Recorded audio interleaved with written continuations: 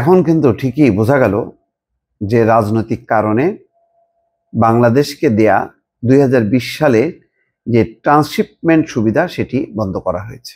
ভারতীয় পররাষ্ট্র মন্ত্রণালয়ের মুখপাত্র রণধীর জয়সওয়াল সেটা স্বীকার করেছেন, বলছেন যে প্রতিবেশী দেশের কিছু ঘটনার কারণে এটি বন্ধ করা হয়েছে।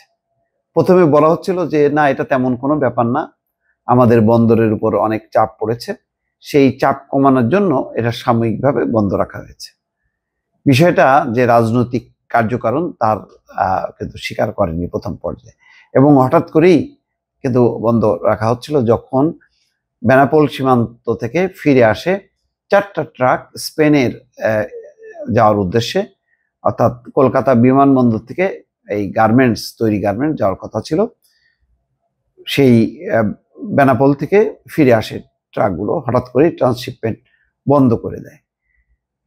তখন একটি গুঞ্জন ছিল যে আসলে কি কোনো রাজনৈতিক কারণ ছিল কিনা, তখন পর্যন্ত কেউ বলেনি। তখন বলা ছিল যে না, ভারতীয় ব্যবসায়ীদের দাবির কারণে যে তাদের মালামালই পাঠানো যাচ্ছিল না, বাংলাদেশকে এই সুবিধা দিলে তারা ক্ষতিগ্রস্ত হচ্ছে, সুতরাং এই কারণে তারা বন্ধ রেখেছে। এখন দেখা গেল যে না, এই সুবিধাটা বন্ধ করা হয়েছে বাংলাদেশের কিছু ঘটনার কারণে। কি সেই কারণ, কি কারণ তার ব্যাখ্যা না দিলেও বোঝা যায় যে তার কয়েকদিন আগে, 1 সপ্তাহ হয়নি, বিমস্টেকে নরেন্দ্র মোদীর সঙ্গে ডক্টর মোহাম্মদ ইউনূসের যেই বক্তব্য এবং পাল্টাপাল্টি বক্তব্য, শেখ হাসিনাকে ফেরত দেয়া, সীমান্ত হত্যা বন্ধ করা, এই কথাগুলো নরেন্দ্র মোদী পছন্দ করেনি।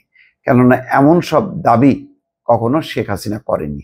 এখন এই দাবিটা পছন্দ করেনি নরেন্দ্র মোদী, তার বডি ল্যাঙ্গুয়েজ দিয়ে সেটি প্রকাশ পাচ্ছিল, যদিও মুখে তিনি সম্পর্ক উন্নয়নের কথা বলছিলেন যে উত্তেজনা তৈরি হতে পারে এমন বক্তব্য পরিহার করা ইত্যাদি ইত্যাদি।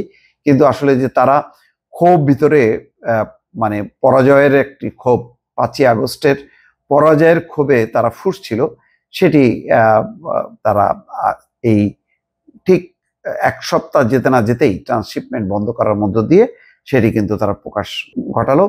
এবং পরে জানা গেল বিমস্টেকের এই সম্মেলনে যে সাইডলাইনের বৈঠকটিও হচ্ছিল না, শেষে থাই প্রাইম মিনিস্টারের অনুরোধে এটি মুখ রক্ষার জন্য বৈঠকটি হয়। দর্শক দেখেন, এখানে বলা হচ্ছে যে বৃহস্পতিবার সাপ্তাহিক ব্রিফিংয়ে জয়সওয়াল এটা বলছে ওই সিদ্ধান্তের আগের কিছু ঘটনা খতিয়ে দেখা প্রয়োজন, তাহলে ছবিটা পূর্ণ এবং স্পষ্ট হবে। কোন ঘটনাবলী খতিয়ে দেখা প্রয়োজন সে বিষয়ে মুখপাত্র অবশ্য উজ্জ্ব রাখেন, অর্থাৎ প্রকাশ করেননি। ভারতের সরকারি সূত্র বলছে গত মার্চ মাসেই বাংলাদেশের বাণিজ্য মন্ত্রণালয় স্থলবন্দর দিয়ে সুতা আমদানি বন্ধ করার সুপারিশ করেছিল, গত মার্চ মাসে। আচ্ছা, কারণ হিসাবে দেখানো হচ্ছিল অবকাঠামোজনিত সমস্যা, যদিও সেই সিদ্ধান্ত রূপায়িত হয় ভারত তার স্থলবন্দর দিয়ে 3য় দেশে বাংলাদেশে পণ্য রপ্তানি বন্ধ করে দেওয়ার পর।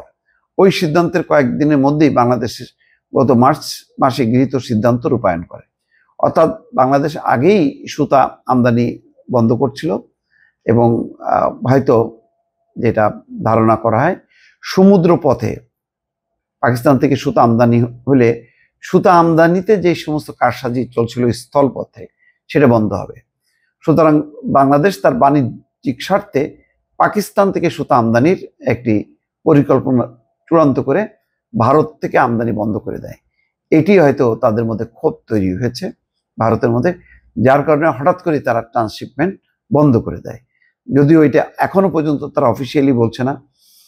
পররাষ্ট্র মন্ত্রণালয়ের মুখপাত্র রণধীর জয়সওয়াল অন্য এক প্রসঙ্গে মনে করিয়ে দেন, ভারতের ওই সিদ্ধান্তের আওতায় অবশ্য নেপাল ও ভুটানের মতো স্থলবেষ্টিত রাষ্ট্র পড়ছে না।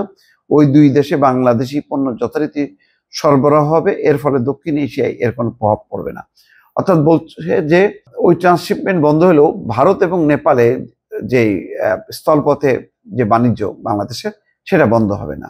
শুধুমাত্র তাদের বন্দর ব্যবহার করে ওই যে বিমানে করে গার্মেন্টস পণ্য যাবে, সেটা আর হবে না। তো যাক, ভারত বারবার বলছে যে বাংলাদেশের সঙ্গে এক ইতিবাচক এবং গঠনমূলক সম্পর্ক চাই, গণতান্ত্রিক এবং অন্তর্ভুক্তিমূলক বাংলাদেশ দেখতে ভারত আগ্রহী। মানে ওই ঘুরে ফিরে নির্বাচন দাও, আওয়ামী লীগকে ঢোকাও, যাতে আবার ভারতের এখানে বাংলাদেশে প্রবেশ করতে সুবিধা হয়। এই হচ্ছে তাদের অবস্থা আর কি। এবং তারা হয়তো পররাষ্ট্র সচিব বাংলাদেশে এই মুহূর্তে, পররাষ্ট্র মন্ত্রী আসবেন পাকিস্তানের, এটাও হয়তো তারা নজর রাখছে যে গতি প্রকৃতি কোন দিকে যায়। দর্শক ভালো থাকবেন, আল্লাহ হাফেজ।